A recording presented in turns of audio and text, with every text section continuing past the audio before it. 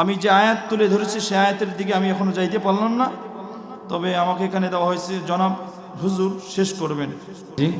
তাহলে এটা দিলেন কেন?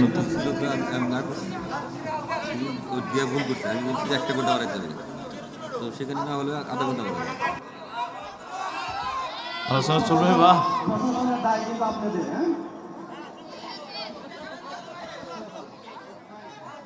প্রশাসন, আমি একটা কথা বলি আপনাদের শোনেন। প্রশাসন এখন আইন সকলের জন্য সমান, এ কথা মিথ্যা, কথা বলেন ঠিক কিনা? ক্ষমতা যার আইন তার, কথা বলেন ঠিক কিনা?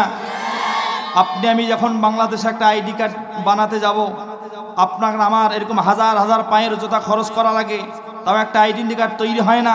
আমরা দেখেছি আমাদের চর্মচোখ দিয়ে অনলাইনে, ফেসবুকে, ইউটিউবে যার টাকা আছে 1 ঘন্টার ভিতর বাংলাদেশে নতুন নাগরিকত্ব হয়ে বাংলাদেশ আইডেন্টি কার্ড তৈরি করেছে, কথা বলেন ঠিক কিনা?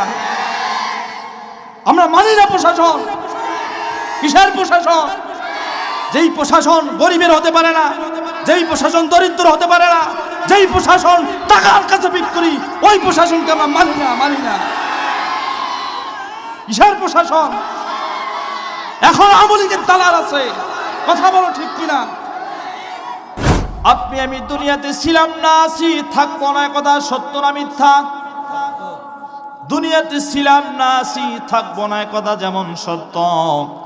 যেই মানুষ আমলবিহীন কবরে যাবে, জাহান্নামের আগুন তাকে পাকড়াও করবে, কথাও সত্য।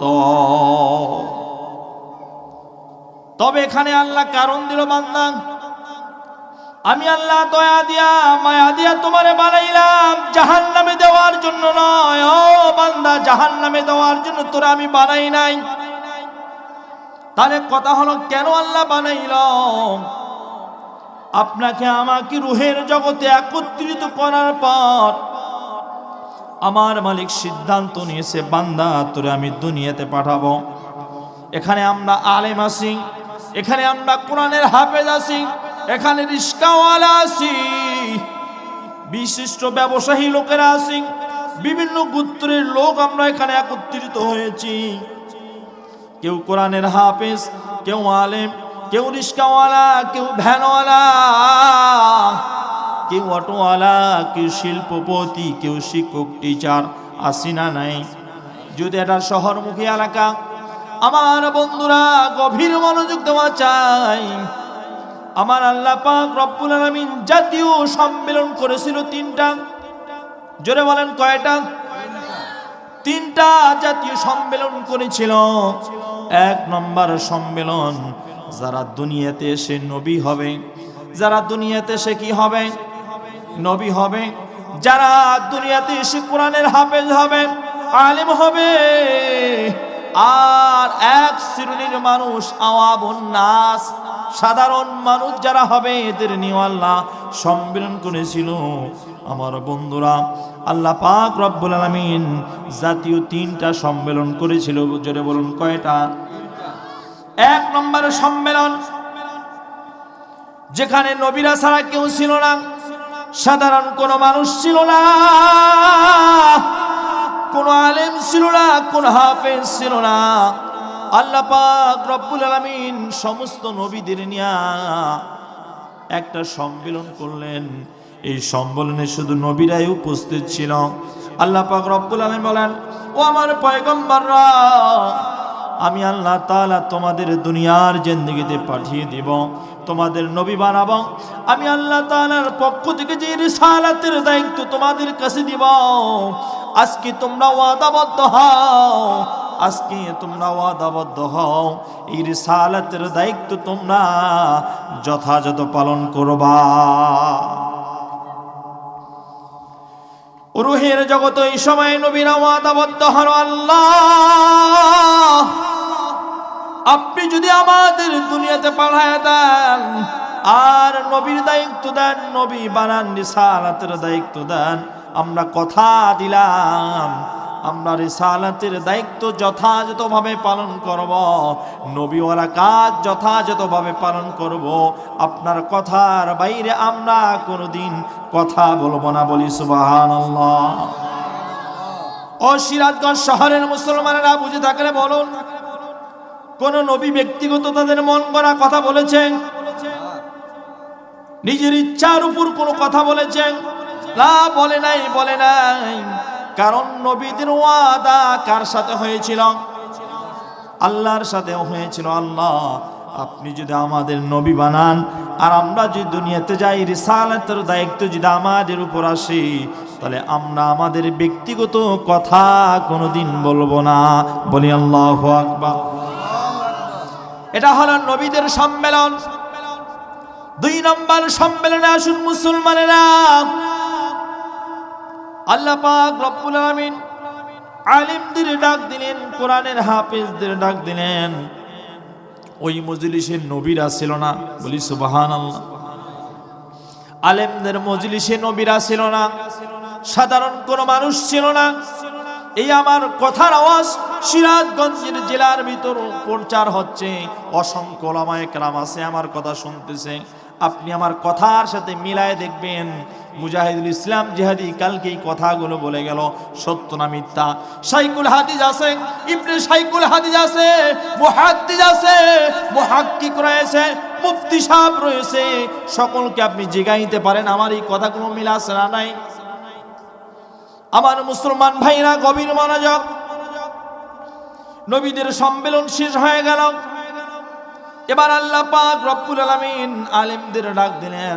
যাদেরকে আল্লাহ আলেম বানাবে, যাদেরকে কোরআনের হাফেজ বানাবে, এদেরকে আল্লাহ তাআলা ডাক দিয়ে বলেন, ও কোরআনের হাফেজরা, আলেমরা, আমি আল্লাহ তাআলা তোমাদের কোরআনের হাফেজ বানাবো, আলেম বানাবো। একটাই কারণ, নবীদেরকে আমি রিসালাতের দায়িত্ব দিয়ে পাঠাবো, কিন্তু নবীরা দুনিয়াতে থাকবে না। নবীওয়ালা কাজ আলেম এবং হাফেজরা তোমাদের নিতে হবে। বলি সুবহানাল্লাহ। নবীদের রিসালাতের দায়িত্ব দেব, কিন্তু নবীরা দুনিয়ার জিন্দেগিতে থাকবে না। সেই ওহীর জ্ঞান আমি আল্লাহ তাআলা তোমাদের দিব। তোমরা ওয়াদাবদ্ধ হও, নবীওয়ালা কাজ তোমরা দুনিয়াতে গিয়ে করবা। ওই জাতীয় সম্মেলনের মধ্যে সমস্ত উলামায়ে কেরাম আল্লাহর কাছে ওয়াদাবদ্ধ হয়েছে, আল্লাহ আপনি যদি আমাদের দুনিয়াতে পাঠায়া দেন, আমরা যদি দুনিয়াতে কোরআনের হাফেজ হই, আলেম হই, আমরা কথা দিলাম কোরআন হাদিসের বাইরে আমরা আমাদের জবান থেকে ব্যক্তিগত কোনো কথা জাতির সামনে পেশ করব না। বলি সুবহানাল্লাহ। কত বড় দায়িত্ব উলামায়ে কেরাম আল্লাহর সাথে ওয়াদা নিয়েছেন। আর এখন আমাদের আলেমদের ভিতর মিল নাই। কথা কোন ঠিক কিনা? কিছু স্বার্থ হাসিলের উদ্দেশ্যে এই জবানকে বিক্রি করে দিচ্ছি। কসম করে বলতেছি, যদি কোরআন হাদিসের বাইরে কোন আলেম তার ব্যক্তিগত মানুষকে রাজি খুশি করার উদ্দেশ্যে যদি কোনো কথা বাড়িয়ে বলে, লা তুহাররিক বিহি লিসানাকা লিতা'জালা বি ইন্না আলাইনা জামাহু ওয়া কুরআনা, এই জুবাটা আল্লাহ পাক রব্বুল আলামিন লোহার কেসি দ্বারা আল্লাহ পাক কেটে দিবে। যদি কোরআনের একটা অপব্যাখ্যা করে, কোরআন নিয়ে যদি ব্যক্তিগত মন গড়া কথা জাতির সামনে পেশ করে, ওই ওয়াদা যদি ভঙ্গ হয়, ওই আলেমকে আল্লাহ পাক রব্বুল আলামিন ৭০,০০০ বছর আগে জাহান্নামে নিক্ষেপ করবে। বলি নাউজুবিল্লাহ। আমার ভাইরা, যেই সম্মেলনে কোনো নবীরা ছিল না, সাধারণ মানুষ ছিল না, কেবলমাত্র যারা দুনিয়াতে এসে কোরআনের হাফেজ হবে, আলেম হবে, আল্লাহ পাক রব্বুল আলামিন কেবলমাত্র তাদের নিয়ে একটা সম্মেলন করলো। যখন আলেমরা ওয়াদাবদ্ধ হলো, আল্লাহ আমরা যে দুনিয়াতে যাই, কোরআনের হাফেজ হই, আলেম হই, আমরা কথা দিলাম আমরা কোরআন হাদিসের বাইরে আমাদের ব্যক্তিগত কোনো মন গড়া কথা বলবো না। আমার ভাইরা, 2 নম্বর সম্মেলন শেষ। এবার কয় নম্বর আছে? 3 নম্বর সম্মেলন। এই সম্মেলনে সাধারণ মানুষ যারা ছিল, যারা কোরআনের হাফেজ হবে না, যারা আলেম হবে না, যারা শিক্ষিত হবে, জেনারেল শিক্ষিত হবে, রিস্কাওয়ালা হতে পারে, ভ্যানওয়ালা হতে পারে, কুলি মজুর হতে পারে, এই সমস্ত ব্যক্তিদের নিয়ে আল্লাহ পাক রব্বুল আলামিন একটা বড় সম্মেলন করলেন। এখানে সবাই একত্রিত হলো। যেটা আমরা বলে থাকি রুহের জগতে আল্লাহ স্বীকারোক্তি নিয়েছিল আর বলেছিল আলাস্তু বিরাব্বিকুম। এই আওয়াজ আমরা শুনছি কি শুনি নাই? কথা বলেন, শুনি নাই আমরা? আল্লাহ স্বীকারোক্তি নেয় নাই যে বান্দা বলো আমি কি তোমার রব কিনা?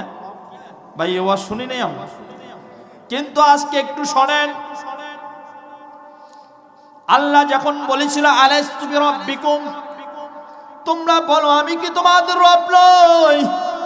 আমরা যখন বলেছিলাম ক্বালু বালা, হ্যাঁ আপনি আমাদের রব, এই রবের স্বীকারোক্তি যখন আমি দিলাম, আল্লাহ সিদ্ধান্ত নিল বান্দা তুমি যদি রবের স্বীকারোক্তি দিলা, আমি আল্লাহ সিদ্ধান্ত নিলাম তোমাকে দুনিয়ার জিন্দেগিতে পাঠাই দিব। বলি সুবহানাল্লাহ।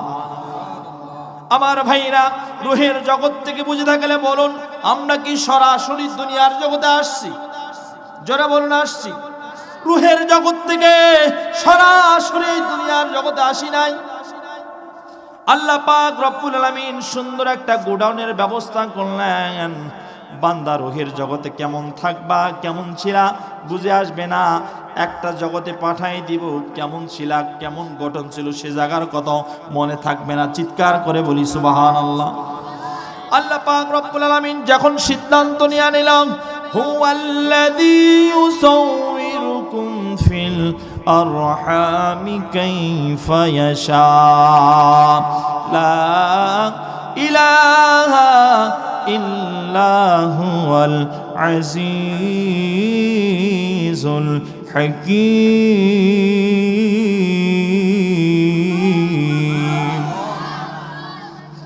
আমার সিরাজগঞ্জ শহরের মুসলমানেরা গভীর মনোযোগ। যখন আমরা স্বীকারোক্তি দিলাম হ্যাঁ আল্লাহ আপনি আমাদের রব, আল্লাহ সিদ্ধান্ত নিল বান্দা ঠিক আছে রবের স্বীকারোক্তি দিলা, আমি আল্লাহ তাআলা দুনিয়াতে পাঠাবো, একটা উদ্দেশ্য আমার আছে। জোরে বলুন কয়টা? আরো জোরে বলুন কয়টা? আমার ভাইরা 1 ঘন্টা সময় দিবেন তো ইনশাআল্লাহ? কষ্ট হচ্ছে বাপ? যখন আমরা স্বীকারোক্তি দিলাম আল্লাহ উদ্দেশ্য নিয়ে আপনাকে আমাকে দুনিয়াতে পাঠিয়ে দিল, বান্দা ঠিক আছে আমি এখন তোমাকে দুনিয়ার জিন্দেগিতে পাঠিয়ে দিব। যখন আল্লাহ তাআলা মায়ের গর্ভে আপনাকে আমাকে পাঠাইল, একটাবার চিন্তা করেন, মায়ের স্টোমাক থেকে যখন সন্তান ভূমিষ্ঠ হয়ে দুনিয়াতে আসে, আমরা আমাদের চর্ম চোখ দিয়ে দেখতে পাই অনেক সন্তান কানা। যেটা বলুন আছে কি আছে না? অনেক সন্তানের দেখি আমরা চোখ কানা, অনেক সন্তান মায়ের গর্ভ থেকে আসার পর কানে শোনে না, আছে না নাই? অনেক সন্তান দেখি আমরা এই হাতের ভিতর তাকায় দেখলে অনেকের দিকে লক্ষ্য করে দেখবেন 6টা আঙ্গুল, আছে না নাই? অনেক দিকে লক্ষ্য করে দেখবেন পালওয়ালা, হাঁটতে পারে না, কথা বলতে পারে না। আল্লাহ বলে বান্দা আমি আল্লাহ যেমন ইচ্ছা তেমন করে মায়ের গর্ভে তোমারে বানাইলাম।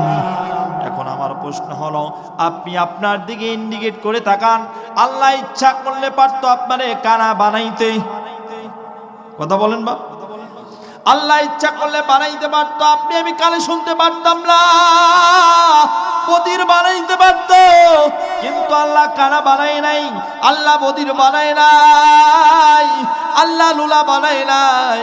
এটা আপনার আমার জন্য দয়া কিনা বলেন? জোরে বলুন দয়া কিনা? কেমন দয়া? বিশাল বড় দয়া। আহারে মুসলমান, যদি এই চোখ না থাকতো কোন মানুষের চেহারা কেমন, কে কালা কে সুন্দর, দুনিয়ার মানুষের চেহারা কেমন, দুনিয়া কেমন, এটা কিন্তু আপনি আমি উপলব্ধি করতে পারতাম না। কথা বলেন ঠিক কিনা? আমার যদি আল্লাহ কানা বানাইতো, চোখ বন্ধ করলে সব অন্ধকার, শুধু কথার আওয়াজ আসবে কানে। কথা বলেন?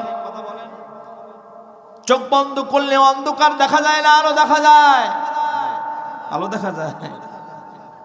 চোখ বন্ধ করলে যেমন অন্ধকার দেখা যায়, আলো দেখা যায় না। আপনি আমি চিন্তা করেন, আপনি আমি চিন্তা করে দেখি, আল্লাহ পাক ইচ্ছা করলে কানা বানাইতে পারতো, কিন্তু কালা বানাই নাই। লোলা বানাইতে পারতো কিন্তু লোলা বানাই নাই, বদির বানাইতে পারতো কিন্তু বদির বানাই নাই। এই জন্য আল্লাহ পাক রব্বুল আলামিন বলে, বান্দা তুমি তোমার নিজের দিকে ইন্ডিকেট করো। আমি আল্লাহ তাআলা দুইটা হাত দিলাম, দুইটা পা দিলাম, দুইটা চোখ দিলাম, দুইটা কান দিলাম। বান্দা, ও বান্দা, দুনিয়াতে কত বছর থাকতে চাও, কত বছর থাকতে চাও? আমি আল্লাহর উদ্দেশ্যটাও শোনো বান্দা, পাঠাই দিলাম। 1 থেকে শুরু করে 10 বছর বয়স পর্যন্ত বান্দা অটোমেটিকলি আমি আল্লাহ তাআলার পক্ষ থেকে তোমার হিসাবের আমলনামা মাইনাস করে রাখছি। বলি সুবহানাল্লাহ। 1 থেকে 10 বছর বয়স পর্যন্ত কোনো হিসাব নিবে না কে? আরো জোরে বলুন কে? ওই আল্লাহ আবার বলেন, বান্দা 1 থেকে 10 বছর বয়স পর্যন্ত কে তোমার বাবা, কে তোমার মা, কে তোমার দাদা, কে তোমার দাদি, কে তোমার নানা, কে তোমার নানি, কে তোমার ভাই, কে তোমার বোন, নিকট আত্মীয় স্বজন, আমি আল্লাহর পরিচয়, আমার বন্ধুর পরিচয়। ও বান্দা, এই বিষয়গুলো যখন তোমার বুঝে আসবে, আসার পর থেকে বান্দা তুমি যদি আনুগত্যে শামিল না হও, তাহলে বান্দা তোমার প্রত্যেকটা সেকেন্ডের হিসাব কিরামান কাতিবিন, আমার সম্মানিত 2 জন ফেরেশতা তোমার কাঁধে নিযুক্ত আছে। তুমি কি করবা না করবা সব কিছু লিপিবদ্ধ করেন তিনি কি? আরো জোরে বলুন তিনি কে? আল্লাহ যে 2 জন ফেরেশতাকে দায়িত্ব দিল, আমার বন্ধুরা, যদি কোনো বান্দা সুস্থ মস্তিষ্ক থাকার পরে আল্লাহর আনুগত্য না করে, আল্লাহর দাসত্ব না করে, আল্লাহর গোলামি না করে, আল্লাহ পাক তারপরেও বান্দার প্রতি রাগান্বিত হয় না, রাগ হয় না, রাগ হয় না। ধিক্কারমূলক প্রশ্ন দিয়া আল্লাহ বান্দাকে জিগায়, বান্দা তোমার কি হলো? বলি সুবহানাল্লাহ। ইয়া আইয়ুহাল ইনসানু মা গররাকা বিরাব্বিকাল কারীম। আল্লাহ পাক রব্বুল আলামিন ডাক দা বলে, হে মানুষেরা, তোমাদের কি হলো? আমি যদি আপনাদেরকে বলি, কি ভাই কাকা কি হইল তোমার, মানে এই কথাটা আমি কোন সময় বলতে পারি বলেন তো? একটা মানুষ কখন একটা মানুষকে বলতে কি হলো তোমার, বুঝেছো? কারণ কি, কি হলো, তুমি এমন হইলে কেন? চলাফেরা যদি একটু ভিন্ন ধরনের হয়, এরকম কথা হয় কি হয় না বাপ? এ কি হলো তোমার, তোমার এই অবস্থা কেন? স্বাভাবিক এই প্রশ্ন এভাবে করে কি করে না বলে? তো যখন বান্দা নামাজ পড়ে না, যখন বান্দা রোজা রাখে না, আল্লাহর আনুগত্য থেকে যখন বান্দা দূরে থাকে, তো আল্লাহ ঠিক বান্দাকে এইভাবেই প্রশ্ন করে। সুবহানাল্লাহ বলেন, আরো জোরে বলি সুবহানাল্লাহ। আল্লাহ বলে, ইয়া আইয়ুহাল ইনসানু মা গররাকা বিরাব্বিকাল কারীম।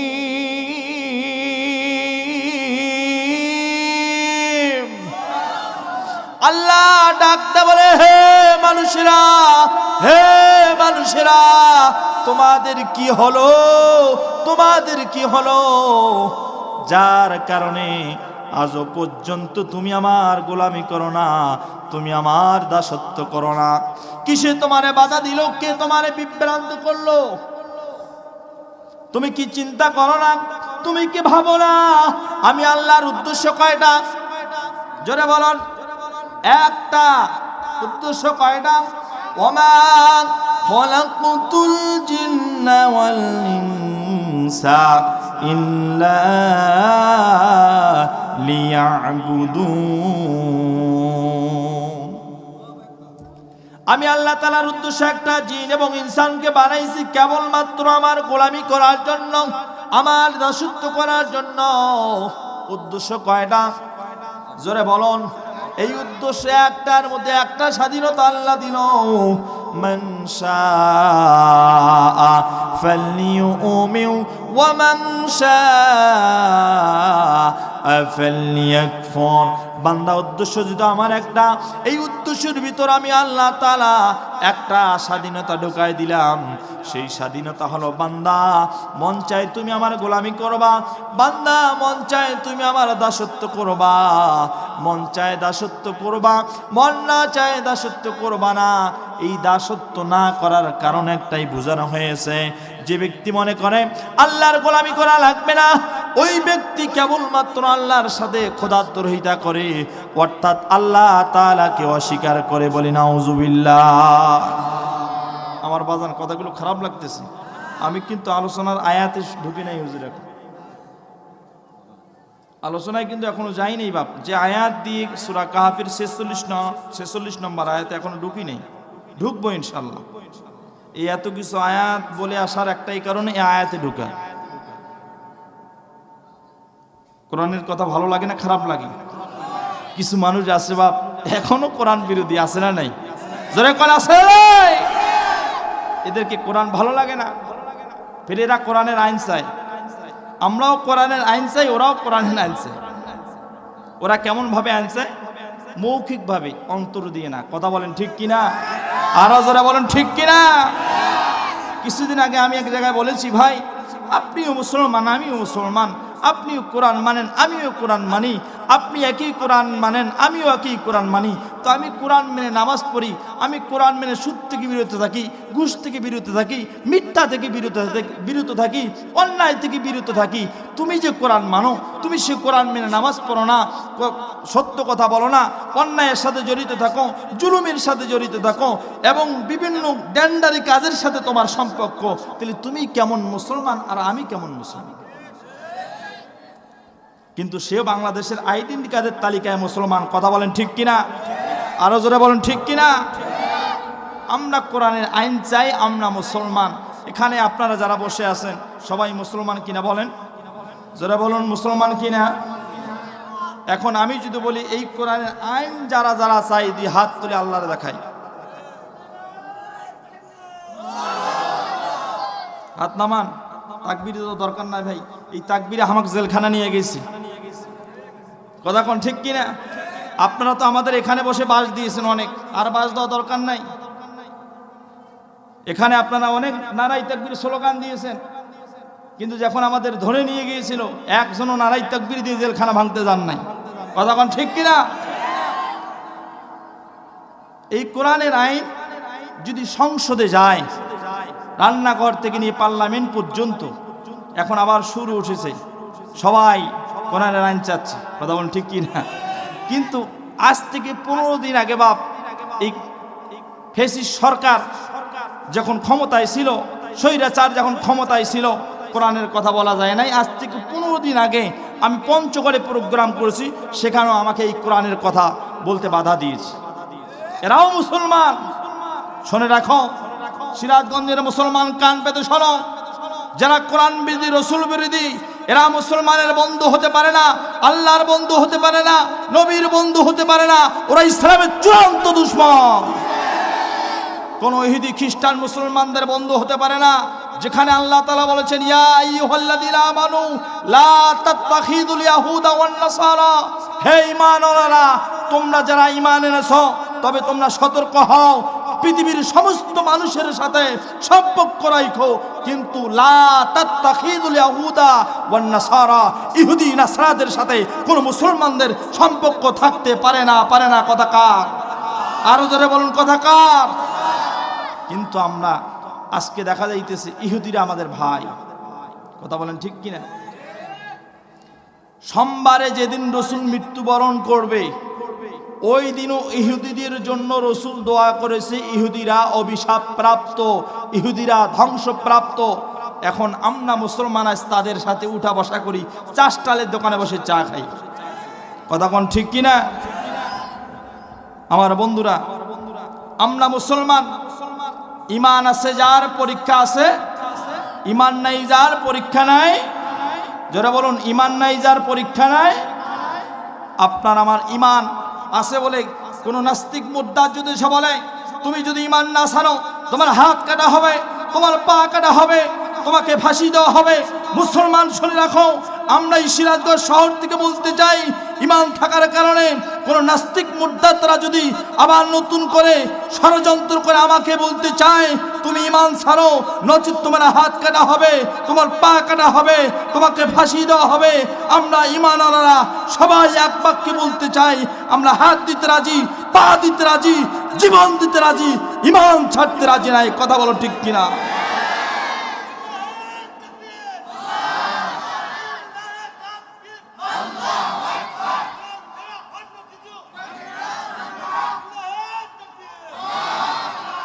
আমার ভাইরা, আল্লাহ সুযোগ করে দিয়েছেন, এই কোরআন যদি আমরা সংসদে নিয়ে যাইতে না পারি আর মুসলমানের সুযোগ হবে না। কথা বলেন ঠিক কিনা?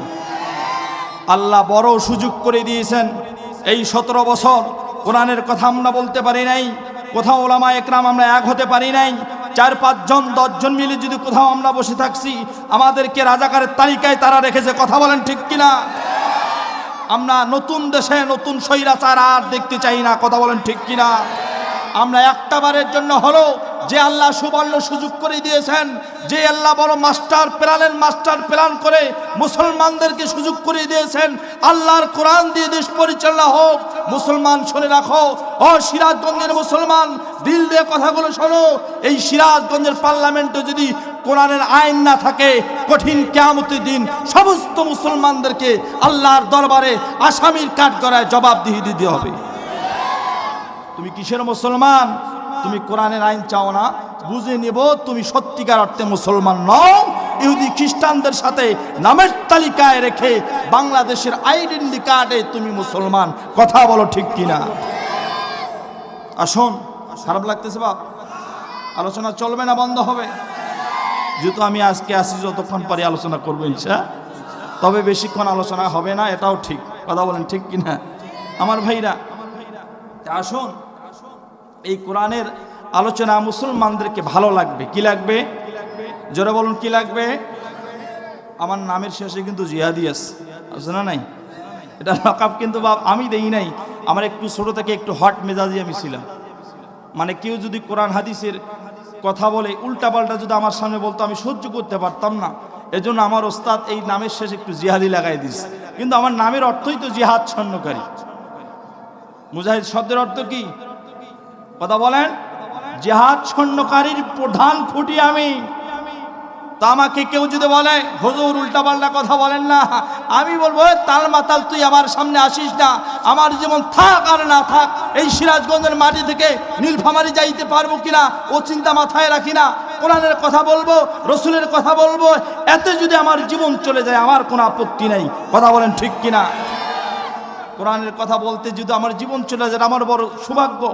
আমার যদি ফাঁসি হয় আমার সৌভাগ্য, কারণ আমি আল্লাহর কথা বলতে গিয়ে আমার জীবন যাবে, রসুলের কথা বলতে গিয়ে নাস্তিক মুর্তাজা সহ্য করতে পারবে না। এজন্য তারা ইমানের পরীক্ষা আমার দিকে চাপাই দিতে পারে, আমি সেই ইমানের পরীক্ষা দিতে রাজি আছি। কথা বলেন ঠিক কিনা আমার ভাইরা? আসুন, সেই আল্লাহ আপনাকে আমাকে কোন উদ্দেশ্য করে ডাকতেছেন? বান্দা নামাজ পড়তেছে না, রোজা রাখতেছে না, হজ করতেছে না, জাকাত দেওয়ার মতো সম্পদ দিয়েছে, কিন্তু বান্দা জাকাতও আদায় করতেছে না। ওই যে বললাম, এই তুমি এমন কেন হয়েছে, কি হলো তোমার এই অবস্থা কেন? আমরা কিছু সময় জিজ্ঞাসা করি, কি করি? এটা করার কারণ কি? দেখা যাচ্ছে ওর সিচুয়েশনটা ভালো না, ওর পরিস্থিতি ভালো না, এই জন্য বলে কি হয়েছে তোমার? তো ঠিক আল্লাহ যে উদ্দেশ্য করে আপনাকে আমাকে পাঠিয়েছে, আল্লাহর উদ্দেশ্য যদি ঠিক মতো বান্দা আদায় না করে, ওই সময় আল্লাহ পাক এই ধিক্কারমূলক প্রশ্ন করে। কথা বলেন ঠিক কিনা? এজন্য আল্লাহ বলেন, ইয়া আইয়ুহাল ইনসানু মা গররাকা বিরাব্বিকাল কারীম। বলি আল্লাহু আকবার। হে মানুষেরা, তোমাদের কি হলো? কিসে তোমাকে বাধার মধ্যে ফালিয়ে দিল? কে তোমারে বিভ্রান্ত করলো, যার কারণে বান্দা আজও পর্যন্ত তুমি আমার ইবাদতে মশগুল না? বান্দা তুমি তোমার দিকে ইন্ডিকেট করো, নিজের দিকে তাকাও।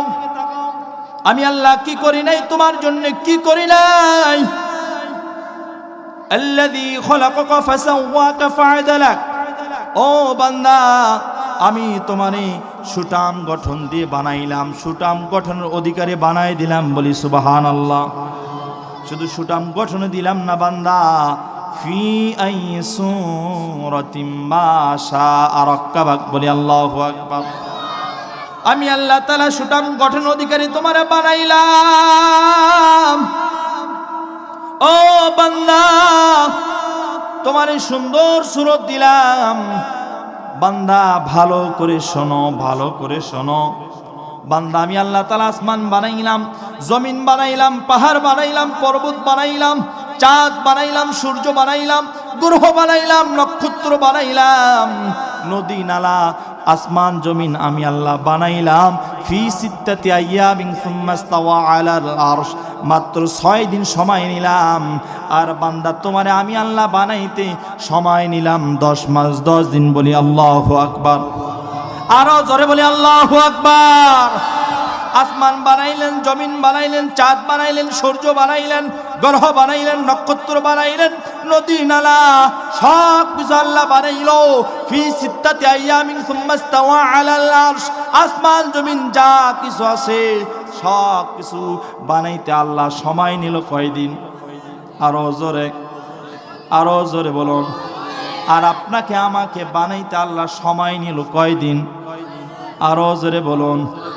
এখন তো এমন সিচুয়েশন হয়ে গেছে, 9 মাসি বাচ্চা পেট কেটে মহিলারা বের করে, কথা বলেন। এই জন্য বাচ্চার পুষ্টি হয় না, প্রতিবন্ধী হয়, চিকনা হয়, অসুস্থ হয়, কথা বলেন ঠিক কিনা? আল্লাহ বলে বান্দা তোমারে বানাইতে আমি সময় নিলাম 10 মাস 10 দিন, বলি সুবহানাল্লাহ। তার মানে আল্লাহর কাছে সব কিছু সহজ। কুন ফায়াকুন, কাফ আর নুন, 2টা অক্ষর যদি আল্লাহ ব্যবহার করে সব হয়ে যায়। আর আল্লাহ পাক তার বান্দাকে বানাইলো যত্ন নিয়া। ও বান্দা, তোমারে আমি যেটা যেখানে প্রয়োজন 40 দিন তোমার রক্ত জমাট করলাম, 40 দিন পর ওই জায়গায় গোশত দিলাম। আবার বান্দা 40 দিন পর আমি আল্লাহ তাআলা হাড্ডির টুকরা বানাই দিলাম।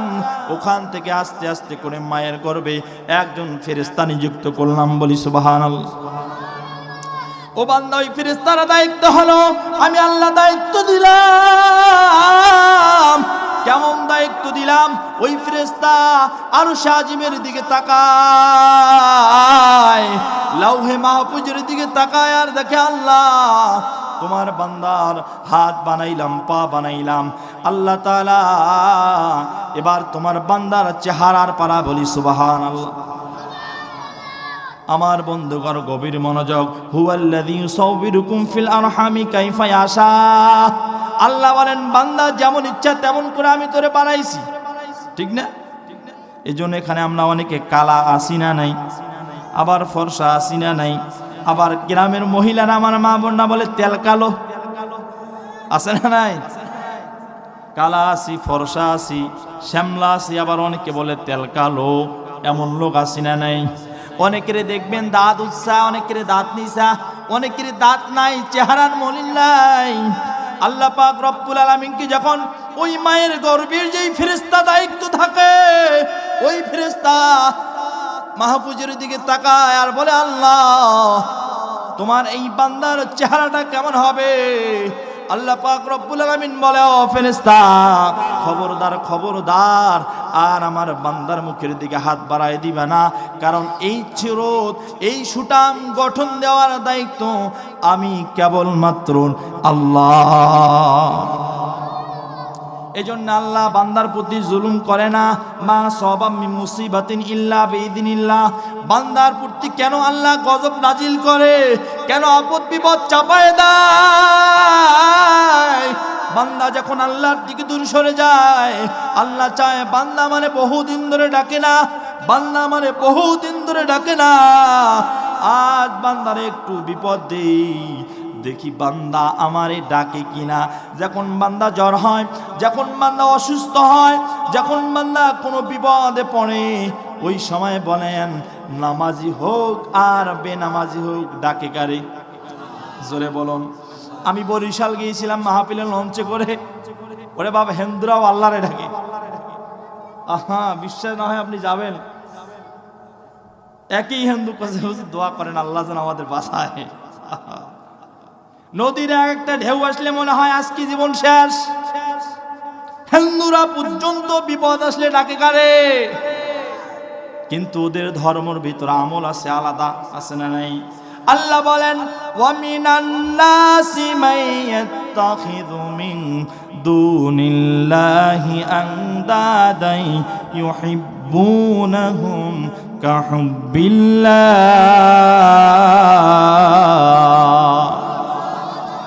মানুষের মধ্যে এমন মানুষ আছে যারা আল্লাহর আনুগত্য ছেড়ে অন্যদেরকে আল্লাহ বলি মানে, আছে না নাই? আমাদের পার্শ্ববর্তী হিন্দু ভাইরা আল্লাহর না মানে আরো একজনকে মানে ভগবান। কথা বলেন ঠিক কিনা? এই যে ওদের পূজা হয়, ওদের মেয়েদের যখন বিয়া হয় ওরা গীতা পাঠ করে অমতাসাদ অমতাসাদ অমরু ভবন্নাং দাসতু বর্ণাং রমরম ধরবদ তাশ্বর্দ বরকদ ও মা ধরণী নাং যদি করণী নাং যদি করিয়া থাকো গঙ্গার পানি ধুইয়া এসো। কথা ঠিক কিনা? এরা নাপাক হইলে নদীতে গোসল করে। কথা বলেন ঠিক কিনা? এরা নদীর পানিকে এত পবিত্র মনে করে, যেই পানি টিউবওয়েলের পানি আল্লাহ পবিত্র বানায় দেয় ওই পানিকে তারা পবিত্র মনে করে না। বিভিন্ন জমিনের ময়লা পানি, বিভিন্ন জায়গার ময়লা পানি যেই নদী দিয়ে স্রোত বয়ে যায় ওই নদীর পানিকে তারা পবিত্র মনে করে। কথা বলো ঠিক কিনা? আমার ভাইরা, এই বরিশালের যখন আমি লঞ্চে ছিলাম, হিন্দুরা পর্যন্ত নদীর ঢেউ দেখে আমারে বলছে হুজুর একটু দোয়া করেন আল্লাহ যেন কোনো মতো ঘাট পার করায়। আমার ভাইরা, এজন্য আল্লাহ বলে বান্দা আমারে যখন ডাকে না আমি বিপদ চাপাই দেই। একবার যদি আমার বান্দা আমারে ডাকি আমি আল্লাহ তারপরে আমার ওই পাপী বান্দার উপর সন্তুষ্ট হই। বলি সুবহানাল্লাহ। আমার বন্ধুগণ, এই স্রোত দিলকে এখানে তাকায়া দেখেন, বিভিন্ন রূপ বিভিন্ন চেহারা আছে না নাই? একজন মানুষের সাথে একজন মানুষের চেহারার মিল নাই। একজন মানুষের হাতের ফিঙ্গার প্রিন্ট থেকে আর একজন মানুষের হাতের ফিঙ্গারের কোনো মিল নাই। কথা বলেন ঠিক কিনা? আল্লাহ পাক রব্বুল আলামিন বলেন, ও বান্দা তোমার জন্য আমি আল্লাহ কি করি নাই, কি করি নাই? আমি আল্লাহ দুইটা চোখ দিলাম, কোরআনে আছে না নাই? জোরে বলুন। দুইটা হাত দিলাম, কোরআনে আছে। আমি আল্লাহ জিহ্বা লাগাই দিলাম, সেটাও কোরআনে আল্লাহ তুলে ধরেছি। বান্দা দেখো কি নিয়ামত দিয়ে তোমারে ভরপুর করে রাখলাম। আমার বন্ধুগণ, এরপরে আমি আলোচনার ভিতরে ডেকে পড়ব। আমার ভাইরা, আল্লাহ বলেন আলাম নাজআল লাহু আইনাইন।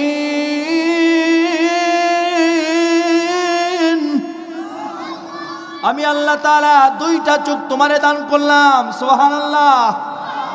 ওয়া লিসানাও ওয়া শাফাতাইন। বান্দা তুমি যে ফুড খাবা, তুমি যে খাদ্য খাবা, হাজার হাজার জিহ্বার মধ্যে আমি আল্লাহ তাআলা ছিদ্র করে দিলাম। দেখেন বন্ধুরা, এই যে আমারে কত সুন্দর করে আপনারা খাওয়াইলেন, মেহমানদারি করালেন। ছোট মাছ খাইলাম, একটা স্বাদ পাইলাম। গরুর মাংস খাওয়াইলেন, এটার একটা স্বাদ পাইলাম। এত সুন্দর একটা শাকভাজি খাইলাম, অনেক তৃপ্তি পাইলাম।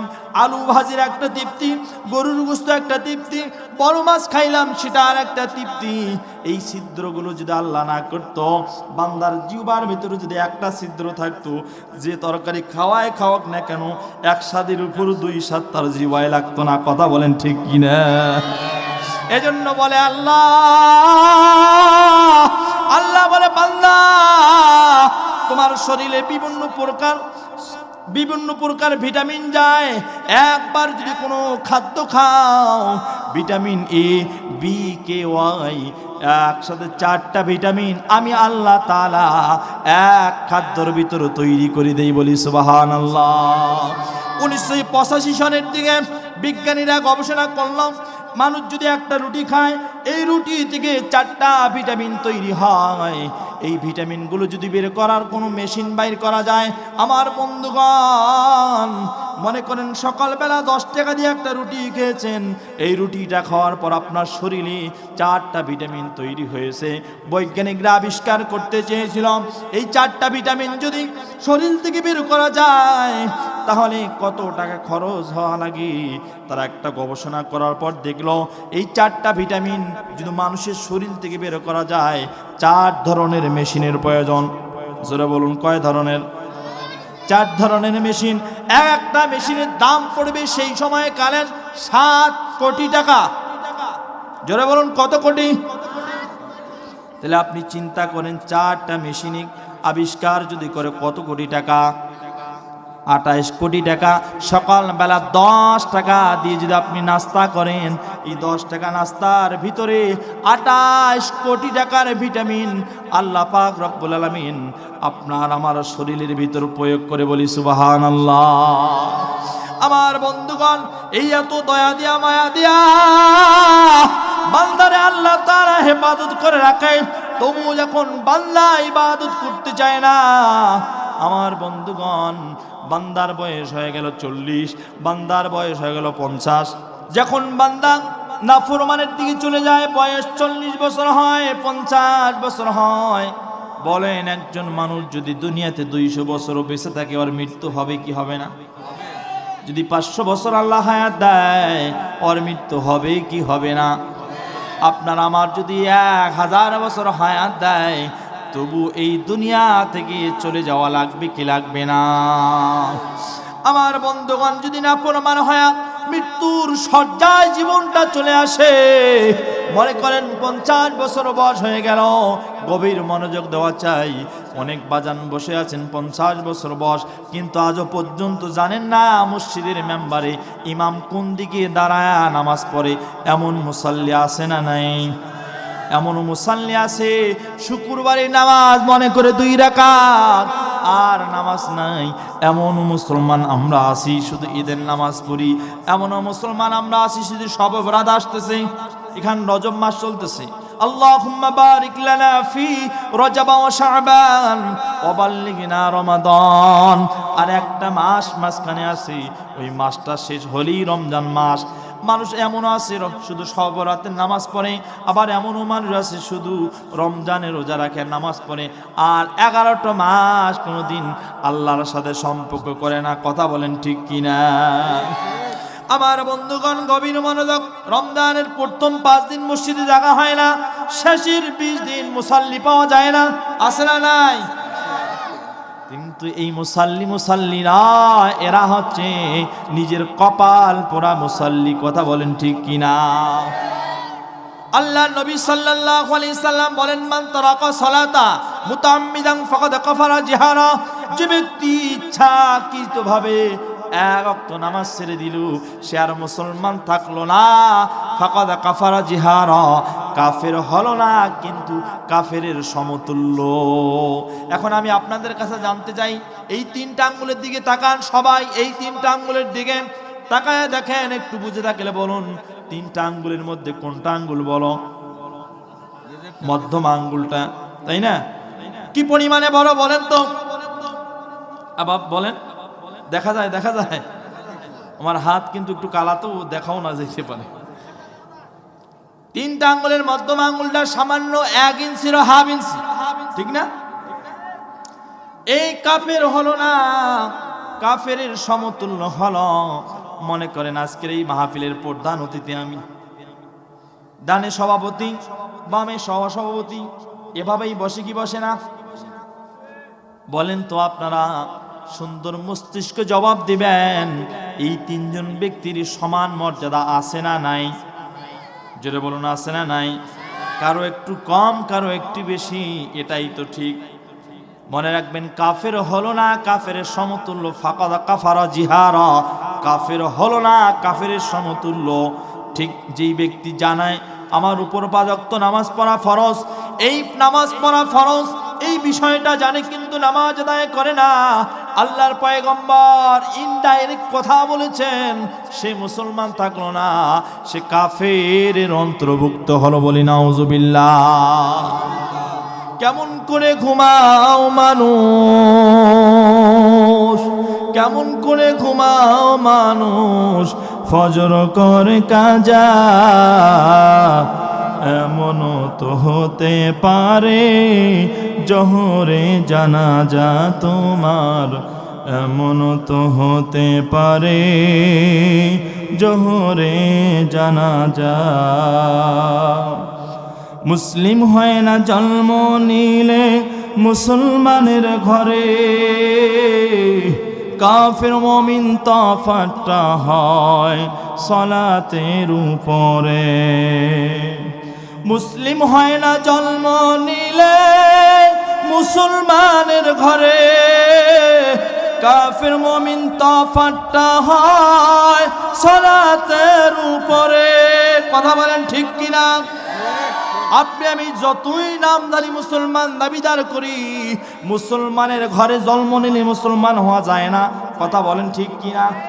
যদি মুসলমানের ঘরে জন্ম নিয়ে যদি মুসলমান দাবি করা যাইত, আমার বাজান গভীর মনোযোগ, আল্লাহ নতুন করে আয়াত নাজিল করে আপনাকে আমাকে জানাই দিত না, ইয়া আইয়ুহাল্লাযীনা আমানুত্তাকুল্লাহ হাক্কা তুকাতিহি ওয়া লা তামুতুন্না ইল্লা ওয়া আনতুম মুসলিমুন।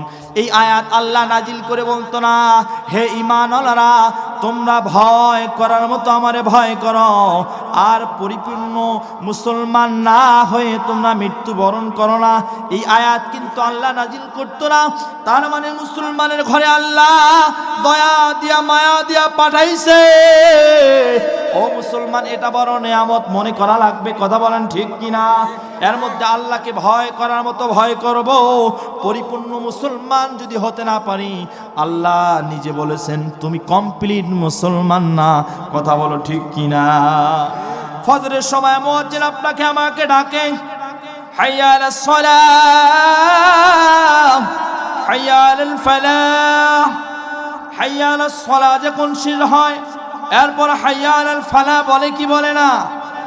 ফজরের আজানের সময় দেখবেন একটা বাক্য নতুন করে ভাসে, আর মুয়াজ্জিন বলে আস-সালাতু খায়রুম মিনান নাওম। এই বাক্যটা বলে কি বলে না? আমরা শহরের মুসলমান, এক বিল্ডিং এর পর একটা মাইকের আওয়াজ আসলে আর ঘুম আমাদের হয় না, ঠিক না? ঘুম তো হওয়ারই কথা না। একটা মাইকের আওয়াজ যদি একটা বিল্ডিং এ লাগে, বা অনেক দূর পর্যন্ত আওয়াজ যায় কি যায় না? তা ফজরে যে মুয়াজ্জিন এই বাক্যটা বলে আস-সালাতু খায়রুম মিনান নাওম, ঘুমের থেকে নামাজ অতি উত্তম। তো আপনি যে ঈমানওয়ালা মুসলমান দাবিদার করেন, বা মুয়াজ্জিন দিয়া আল্লাহ আপনাকে ডাকাই দিয়েছে, এ বান্দা ঘুমাইস না, উঠ। কথা কয় না? মুয়াজ্জিনকে আল্লাহ রাখছে, মুয়াজ্জিন ডাক আমার বান্দা যেন ওঠে। আর আল্লাহ পাক রব্বুল আলামিন বলছেন আল মুস্তাগফিরিনা বিল আসহার, যারা ঈমানওয়ালারা রাত্রে ঘুমায় না, রাতের শেষ অংশে উঠে, ওয়াল মুস্তাগফিরিনা বিল আসহার, আমি আল্লাহ তাআলার কাছে তারা সাহায্য প্রার্থনা করে, বলি সুবহানাল্লাহ।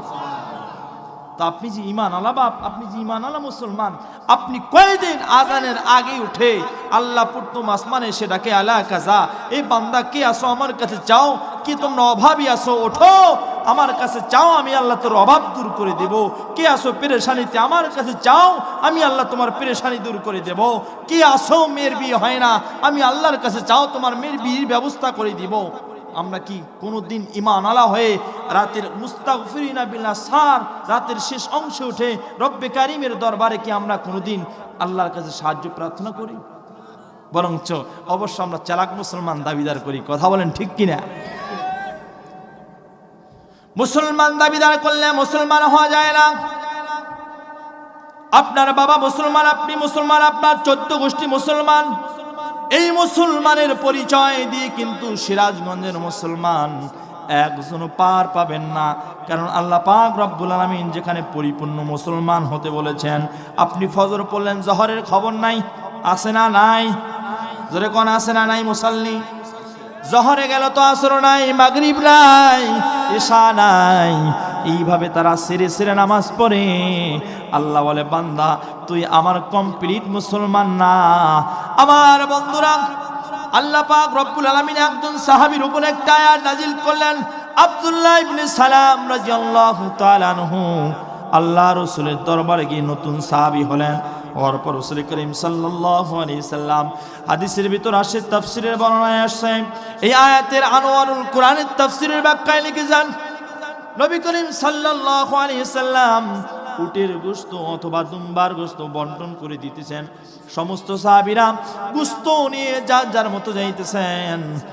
আব্দুল্লাহ ইবনে সালাম রাদিয়াল্লাহু তাআলা আনহু রাসূলকে জিজ্ঞাসা করলেন, ইয়া রাসূলুল্লাহ, ইয়া হাবিবাল্লাহ, এই যে উটের গোশত আপনি দিলেন, এই উটের গোশত খাওয়া আমার বাপ দাদার ধর্মে মাকরু ছিল।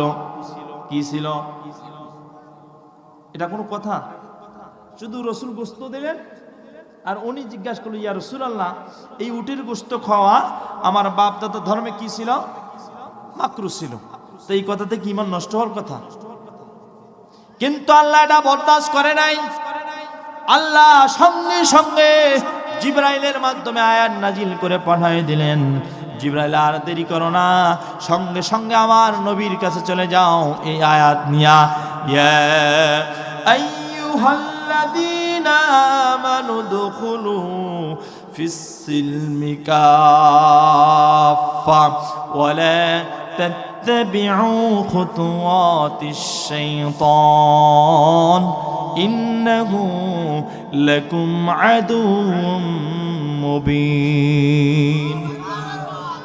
নবীজির কানে যখন জিবরাইল আমিন এই আয়াত নিয়ে আসলো আর বলে দেওয়া হলো, ইয়া আইয়ুহাল্লাযীনা আমানু, হে ঈমানওয়ালারা, তোমরা যারা ঈমান এনেছো পরিপূর্ণভাবে ইসলামে দাখিল হও, ইসলামে প্রবেশ করো। একবার ঈমান আনবা আবার দুর্বল হবা, অর্থাৎ এটার দ্বারা নামাজ বুঝায়, এটার দ্বারা ইসলামের রোজা বুঝায়, এটার দ্বারা হালাল হারাম বুঝায়, এটার দ্বারা ন্যায় অন্যায় বুঝায়, এভরিথিং, সব কিছু। ঈমান হালত দুর্বল হওয়ার কারণে, ঈমান দুর্বল হওয়ার কারণে এই আয়াত দ্বারা সব কিছু প্রমাণিত হয়। আল্লাহ পাক রব্বুল আলামিন যখন বলেন, হে ঈমানওয়ালারা, তোমরা পরিপূর্ণভাবে ইসলামে প্রবেশ করো, এখন আপনি বুঝে থাকলে বলুন, এক ওয়াক্ত নামাজ পড়বেন আর এক ওয়াক্ত নামাজ ছাড়বেন, আপনি পরিপূর্ণ হবেন? আরে কথা কন না কেন? আপনি এক ফজর পড়লেন তো জোহর পড়লেন না, পরিপূর্ণ নামাজি? আসর পড়লেন তো মাগরিব পড়লেন না, পরিপূর্ণ নামাজি? আব্দুল্লাহ ইবনে সালাম রাদিয়াল্লাহু তাআলা আনহু রাসূলকে জিজ্ঞাসা করলেন, ইয়া রাসূলুল্লাহ, ইয়া হাবিবাল্লাহ, এই যে উটের গোশত আপনি দিলেন, বন্টন করে দিলেন, এই উটের গোশত খাওয়া আমার বাপ দাদা ধর্মে মাকরুহ। এই আয়াত ওই সময় নাজিল হলো যখন আব্দুল্লাহ ইবনে সালাম রাদিয়াল্লাহু তাআলা আনহু এই কথা বললেন। আল্লাহ সহ্য করলেন না, সঙ্গে সঙ্গে জিবরাইলকে পাঠাই দিল, যাও জিবরাইল আমার নবীর কানে পৌঁছায়া দাও, আব্দুল্লাহ ইবনে সালাম পরিপূর্ণ ঈমানওয়ালা হতে পারে না। কথাটা কতটুকু? শুধু বলেছেন, ইয়া রাসূলুল্লাহ, এই উটের গোশত খাওয়া আমার বাপ দাদার ধর্মে। কিন্তু সে নতুন সাহাবী, সে বলে নাই আমার খাওয়া যাবে কি যাবে না। বাপ দাদার ধর্মের কথা তুলার কারণে নতুন করে আয়াত নাজিল হলো, আবার তওবা ইস্তেগফার পড়ে নিজেকে সংশোধন করে নিয়ে নিল। এখন আমরা সবাই ঈমানওয়ালা মুসলমান। আমি আপনাদেরকে বলতে চাই, আপনি আমি যে ঈমান এনেছি, ঈমান আনার পর যদি আল্লাহর আনুগত্য দাসত্ব যথাযথ পালন না করি, তাহলে বোঝা যাবে আপনাকে আমাকে কি ঈমানওয়ালা বলা যাবে? জোরে বলুন, যাবে? আমরা তো বাপ দাদার ধর্মের কথা বলি না। আমরা যে কত নামাজ কাজা করেছি, কত রমজানের রোজা নষ্ট করেছি, কত যাকাত থেকে বিরত ছিলাম, এখনো পর্যন্ত 50 বছর হায়াত চলে, মৃত্যু সজ্জায় আমরা সামনে অগ্রসর হইতেছি, কিন্তু এখনো নামাজ আদায় করি নাই, এমন মুসলমান আমরা আছি না নাই? আল্লাহ পাক রব্বুল আলামিন এর জন্য বলে, বান্দা শোনো, তুমি কতদিন দুনিয়াতে থাকবা? আল মালু ওয়াল বানুনা জিনাতুল হায়াতিদ দুনিয়া। ও বান্দা, তুমি আছো, তোমার সম্পদ আছে, তুমি নাই, তোমার সম্পদ নাই। দিলের কান দিয়ে কথাগুলো শোনেন বাজান, আমি আমার আয়াতে কি বল ঢুকলাম, তার মানে 1 ঘন্টা এই আয়াতে ঢুকার আগে আপনাদেরকে বুঝাইতে লাগলো। এখন মনোযোগ দেন। আল্লাহ বলেন, আল মাল ওয়াল বানুনা জিনাতুল হায়াতিদ দুনিয়া। বলি আল্লাহু আকবার। আল্লাহ বলে, বান্দা তুমি আছো, তোমার সম্পদ আছে, তুমি নাই, তোমার সম্পদ নাই, তুমি নাই, তোমার বাড়ি নাই, তুমি নাই, তোমার গাড়ি নাই, তুমি নাই, তোমার নারী নাই, তুমি নাই, তোমার সন্তান নাই, তুমি আছো, তোমার সব আছে, তুমি নাই, তোমার কোনো কিছু নাই। কথা বলেন ঠিক কিনা? আমি যদি না থাকি আমার থাকতে পারে লক্ষ লক্ষ টাকার জমি। এই সিরাজগঞ্জে কোটিপতি আছে না নাই? এই শহরে আছে না নাই বলেন? ডক্টর হাবিব মিল্লাতের সাথে আমি 4 দিন সরাসরি কথা বলেছি, এবং কি আমি যেই সান্ডালপাড়ায় ছিলাম বাগবাড়ি এলাকায়, ওই এলাকায় এক দাখিল মাদ্রাসায় যিনি উদ্বোধন করেছিলেন ও সময় আমি ছিলাম। উনি টাকাওয়ালা কিনা বলেন? আছে না শহরে? আছে না নাই? আছে না নাই? পালাইছে? হ্যাঁ, আরে কথা কন। ওর বাবা ধরা খাইছে রে, ও ধরা পড়ছে রে, বাংলাদেশে বিচারপতি বানপাড়া ধরা খাইছে রে। আরে কথা কন। কালামানিককে চেনেন না? ওর বাপ রে বাপ, একটা লোক ছিল বিচারপতি। কি মানে? আর জোরে কন কি মানে? ও বলেছিল সব হুজুরদের বিচার করলাম, সব রাজাকারের বিচার করলাম, কিন্তু দিলওয়ার হোসেন সাইদির বিচারটা আমি করতে পারলাম না, এর জন্য বড় আমার মনে দুঃখ। ওর সারে শয়তান বাড়ি গাড়ি অর্থ সম্পদ সব থুয়ে যখন পলানো শুরু করে দিয়েছিল, রাস্তা খুঁজে পায় নাই, রাত্রিবেলায় যে ঘুমাবে তার জন্য কোনো কম্বল খেদা বালিশ পায় নাই, আল্লাহ তার এমন ব্যবস্থা করছে কলা পাতার বিছানা। কথা বলেন ঠিক কিনা? আরো জোরে কও ঠিক কিনা? খেলা হবে, খেলা হবে, এই ডায়লগগুলো ছিল কি ছিল না? কোথায় আমলিক, কোথায় কাদের কাকা, কোথায় আমলিক, কোথায় কাদের কাকা, কোথায় গেল ওই জালিমের গরম গরম কথা? খেলা হবে, খেলা হবে, খেলা হবে বলে কাকা গেল পালাইয়া, হাসিনা পালাইছে দেশটা সারিয়া, সকলের মুখে হাসি আসলো ফিরিয়া। কথা বলেন ঠিক কিনা? এরপর ধরা খাইলো কে? কালামানিকা ধরা খাইছে রে, ও ধরা পড়ছে রে, বাংলাদেশে বিচারপতি বামপাড়া ধরা খাইছে রে। আবার ধরা পড়বে রে, আবার বলেন আমার সাথে, আবার ধরা পড়বে রে, নতুন দেশে যারা সাধারণ মানুষের জুলুম করবে। কথা বলেন ঠিক কিনা? আমার ভাইরা, কোন ফ্যাসিস্ট সরকার আমরা আর এই নতুন দেশে দেখতে চাই না। কথা বলেন ঠিক কিনা? আমি ওই দিকে যাব না। আল্লাহ পাক রব্বুল আলামিন বলেন, তুমি টাকাওয়ালা হও, বাড়িওয়ালা হও, গাড়িওয়ালা হও, সম্পদওয়ালা হও, তোমার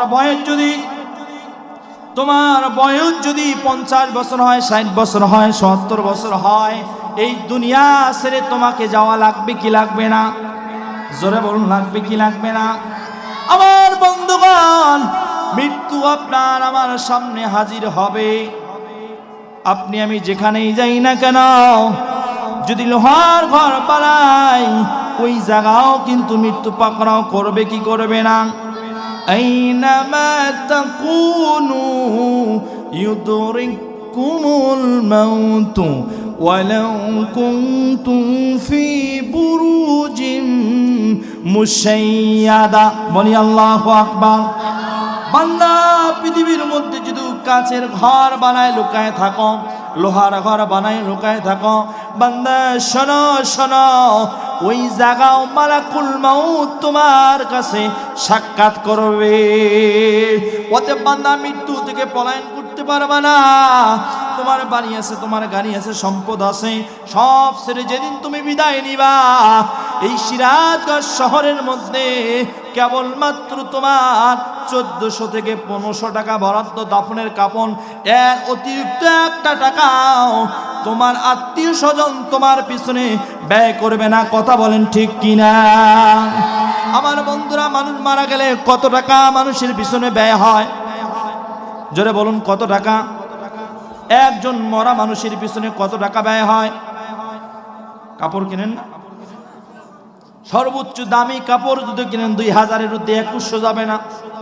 যাবে? আমার বন্ধুগণ, এই যে টাকাওয়ালা, এই যে বাড়িওয়ালা, সব কিছু ছেড়ে মাত্র 2000 টাকার দাফনের কাফন আপনাকে আমাকে পেছানোর জন্য কিনবে কি কিনবে না? কিন্তু আল্লাহ বলে, বান্দা শোনো, সব কিছু দুনিয়াতে রেখে আসবা, তোমার জন্য আমি আল্লাহ একটা অপশন দিলাম, ওয়াল বাকিয়াতুস সালিহাত। আমি আল্লাহ তাআলা একটা অপশন দিলাম, বান্দা তুমি দুনিয়াতে থাকা অবস্থায় ব্যক্তিগত নেক আমল যেটা করবা, ওই আমলটা কেবলমাত্র তোমার কবরের সঙ্গী হবে। কথা বলেন ঠিক কিনা? আমার বন্ধুগণ, দুনিয়াতে থাকবো যতদিন নেক আমল করবো ততদিন করবো তো ইনশাআল্লাহ। আরো জোরে বলি ইনশাআল্লাহ। আল্লাহ পাক রব্বুল আলামিন আমাদের সকলকে দুনিয়ার জিন্দেগিতে যে কয়দিন হায়াতি রাখবেন, ঈমান ও আমলের সাথে থাকার তৌফিক দান করেন, বলেন আমিন। এ বলে আমি আমার অগোছানো কথা এখানেই সমাপ্তি করছি। আমি যে আয়াত তুলে ধরেছি সে আয়াতের দিকে আমি এখনো যাইতে পারলাম না, তবে আমাকে এখানে দেওয়া হয়েছে জনাব হুজুর শেষ করবেন। তাহলে এটা দিলেন কেন? আমি না করছি, ওই দিয়ে ভুল করছে। আমি বলছি একটা ঘন্টা আর একটা দিন, তো সেখানে না হলে আধা ঘন্টা লাগবে। আলোচনা চলবে বা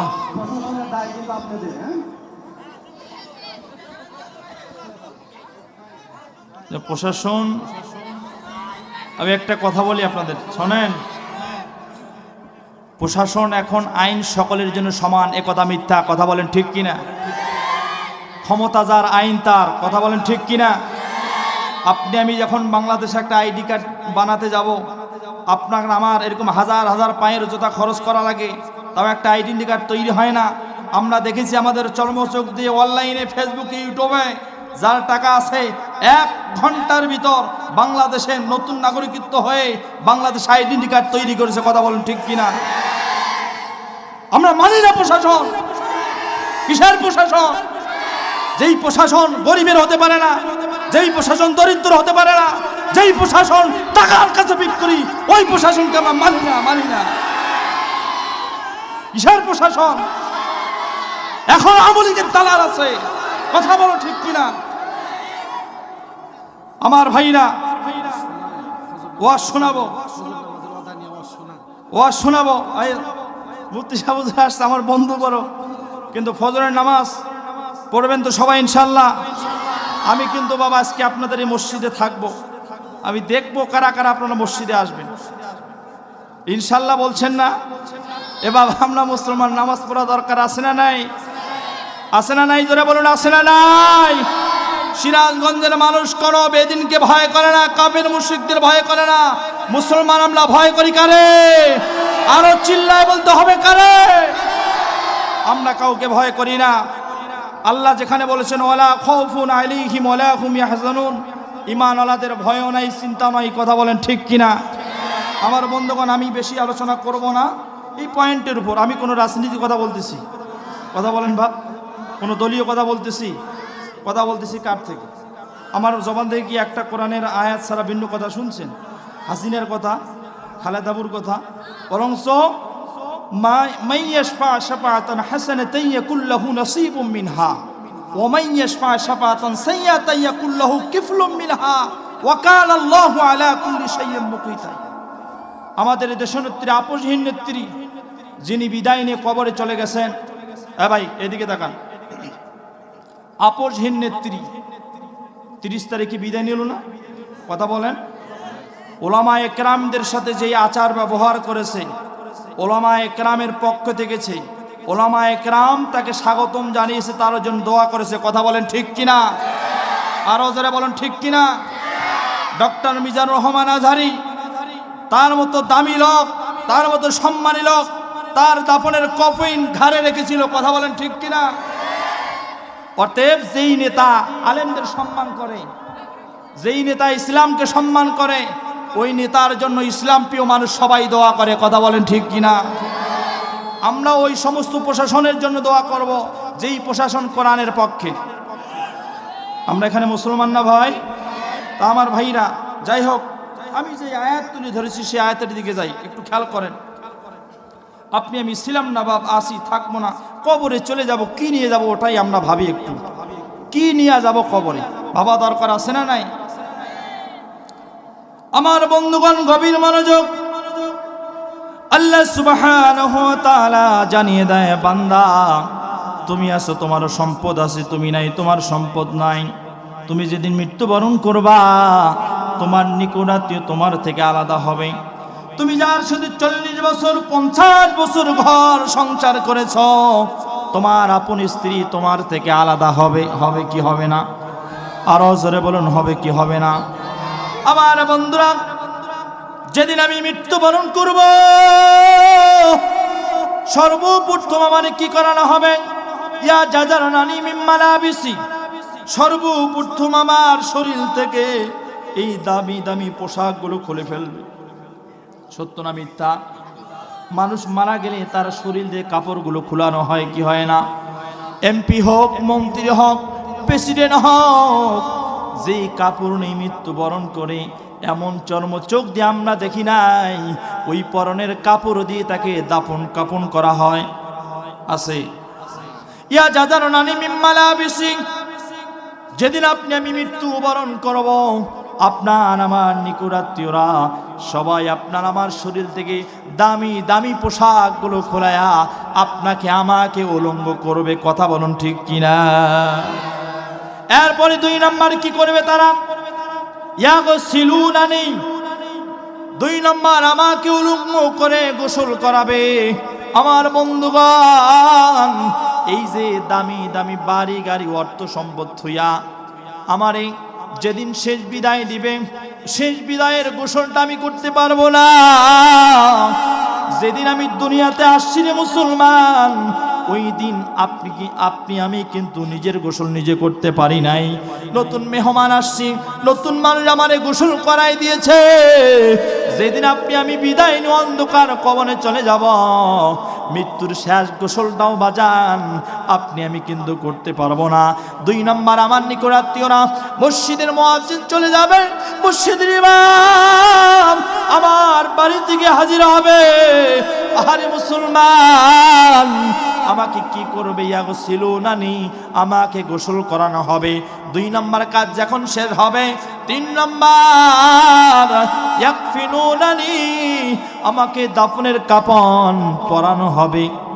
আমার বন্ধুগণ বুঝে থাকলে বলুন, যাদের বয়স 40 বছর, 50 বছর, 30 বছর, 33 বছর, 1 টাকা দিয়ে কিন্তু আগে যদি দোকানদারের কাছে সদাই নিতে যাইতাম, 1 টাকা দিয়ে চকলেট আমরা কিন্তু কিনতাম, 12টা পর্যন্ত পাওয়া যাইতো কি যাইতো না? 8টা 9টা চকলেট পাইতাম কি পাইতাম না? ওই ডায়মন্ড চকলেট, লাল লাল চকলেট পাওয়া যাইতো কি যাইতো না? আরে কথা কন, ওয়াজ শুনলে কথা কওয়া লাগবে বাপ, এতে আমার জীবন থাক আর না থাক, ওয়াজ শোনাবো। এই চকলেটগুলোর চেহারাগুলো কেমন দেখবেন? ছোট্ট ছোট্ট পলিথিনের টুকরা নিয়া সামনের দিকে মোড়ানো, আছে না নাই? আরো জোরে আওয়াজ দেন, আছে না নাই? এই চকলেটের দিকে তাকাবেন, চকলেটটা এমন ভাবে প্যাকেটিং করা, সামনের দিকে মোড়ানো আবার পিছনের দিকে মোড়ানো। কথা বলেন ঠিক কিনা? আমার বন্ধুগণ, আপনার আমার নিকটাত্মীয়রা ঠিক একই ব্যবহার করবে। ওই যে চকলেটকে যেমন করে সামনের দিকে মোড়ায় আবার পিছনের দিকে মোড়ায়, ওই আপনার আমার নিকটাত্মীয়রা সিরাজগঞ্জের দোকান থেকে দাফনের কাপড় এনে আপনাকে আমাকে জুব্বার কাপড় পরাবে, লুঙ্গির কাপড় পরাবে। 3 কাপড়টা সামনের দিকে চকলেটের মতো মোড়াবে, পিছনের দিকে চকলেটের মতো মোড়াবে। আমার বন্ধুরা, যখন দাফনের কাপড় মোড়ানো হয়ে যাবে, 4 নাম্বার যে কাজটা আমার নিকটাত্মীয়রা করবে, ইয়াখরিজুনানি মিন বাইতি, ইয়াখরিজুনানি মিন বাইতি, আমাকে শেষ বিদায় দেওয়ার জন্য। আমার বন্ধুরা, আমাকে শেষ বিদায় দেওয়ার জন্য বহু মানুষের সমাগম হবে। হবে কি হবে না? দেখবেন আমার নিকটাত্মীয় সবাই চলে আসবে। আমার বন্ধুরে, শেষ বিদায় দেওয়ার জন্য আমাকে ঘর থেকে বের করে নিয়ে যাবে। যেই মা আমারে মহব্বত করত, যে স্ত্রীর সাথে আমি 40 বছর 50 বছর ঘর সংসার করলাম, ওই স্ত্রী আমারে রাখবে না,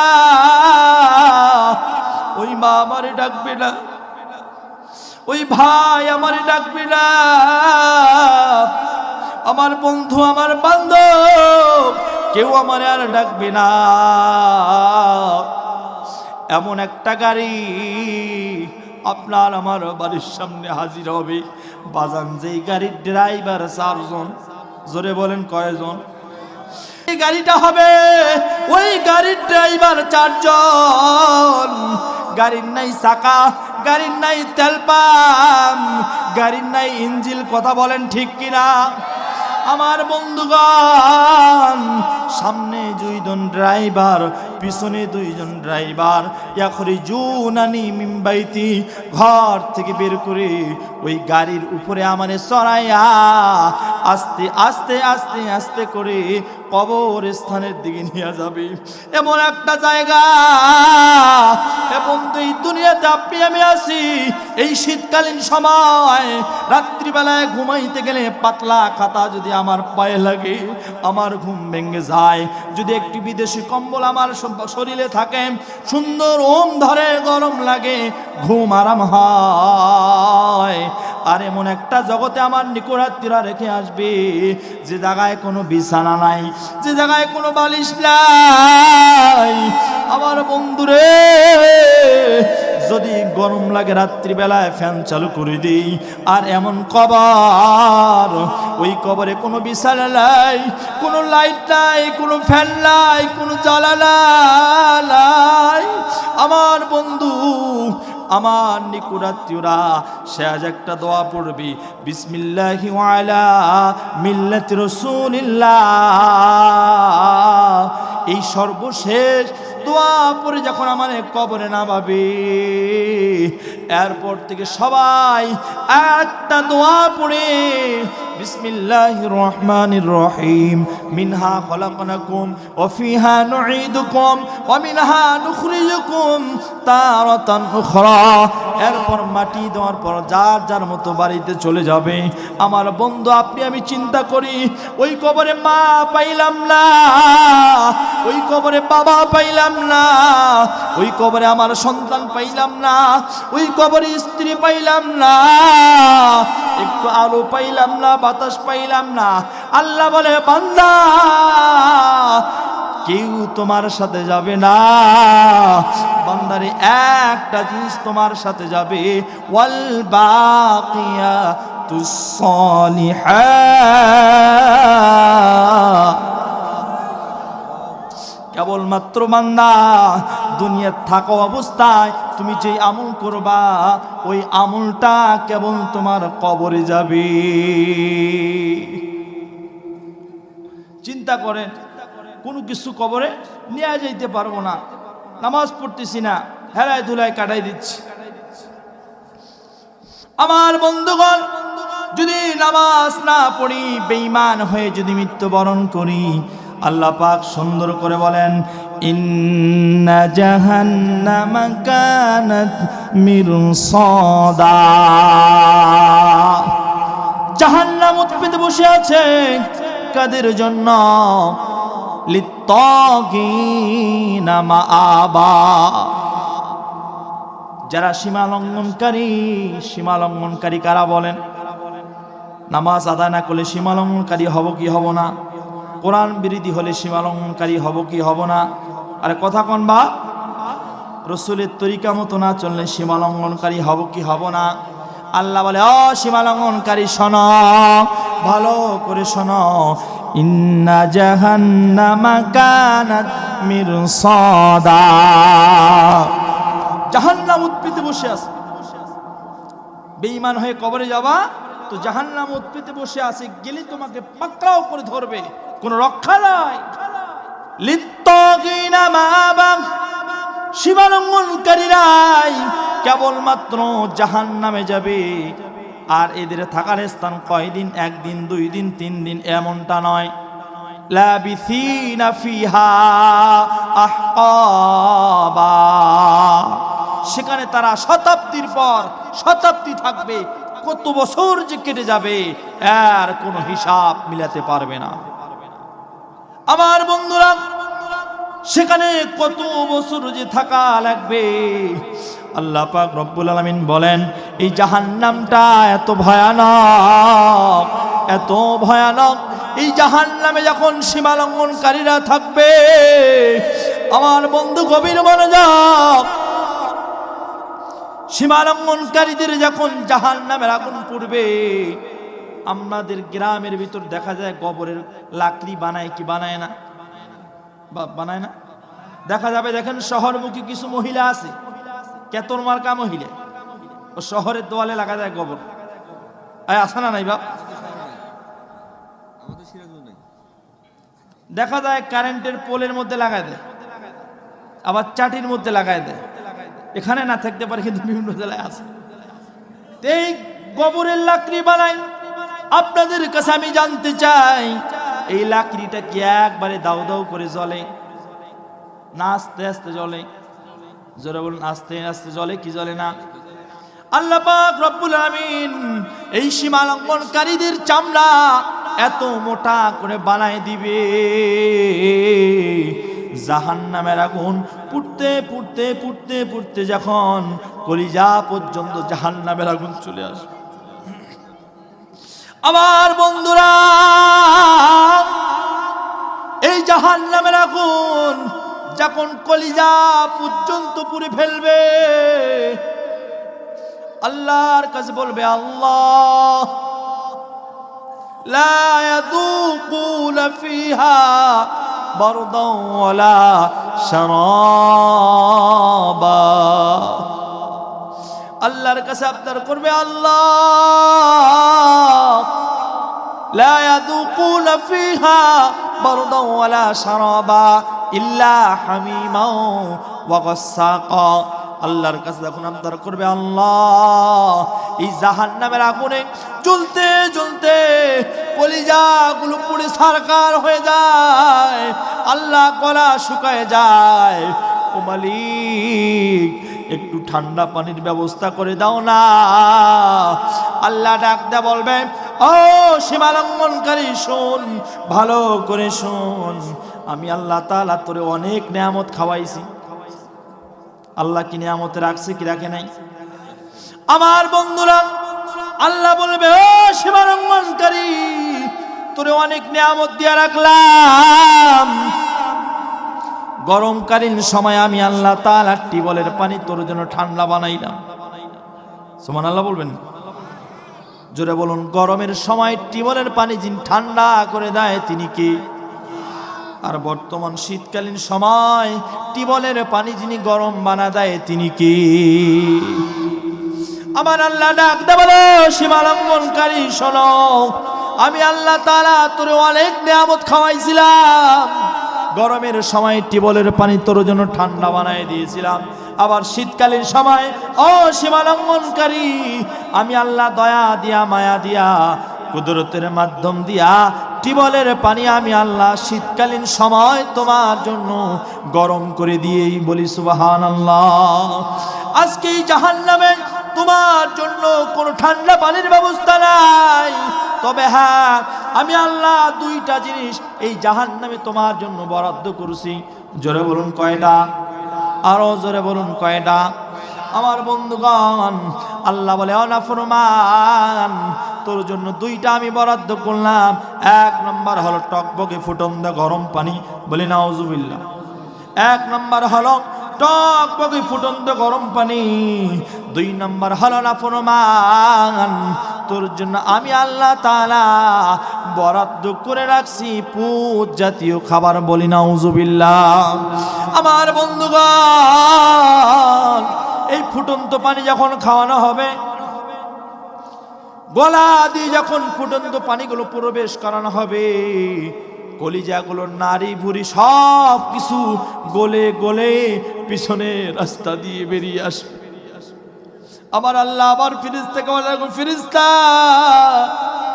এই নাফরমানে ধর আর ময়লাযুক্ত খাবার খাওয়া। আমার বন্ধুরে, এরপরে পুজ দেওয়া হবে, হাদিস কুদসির মধ্যে আসছে